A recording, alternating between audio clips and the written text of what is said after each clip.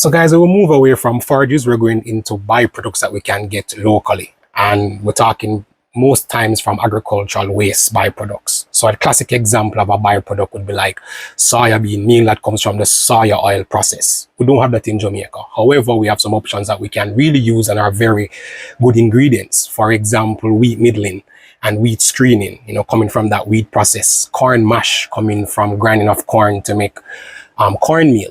We also have brewer's green or beer hops that come from red stripe. Everybody know that citrus pulp was an option back in the days, not very readily available on the market right now.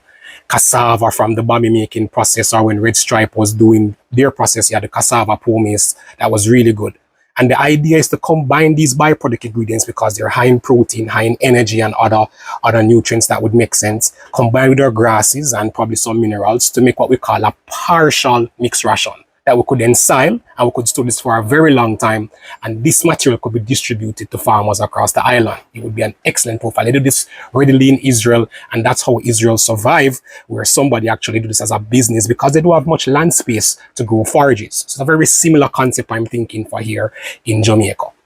So what next on part 4 is when we look at what we actually need in land space, machine required, and then how government and private sector could come together to drive this type of operation, what kind of policy we need, the level of investment required, the right lands across the island to make sure that the distribution network can fit into the Jamaican landscape and benefit all the farmers across the island.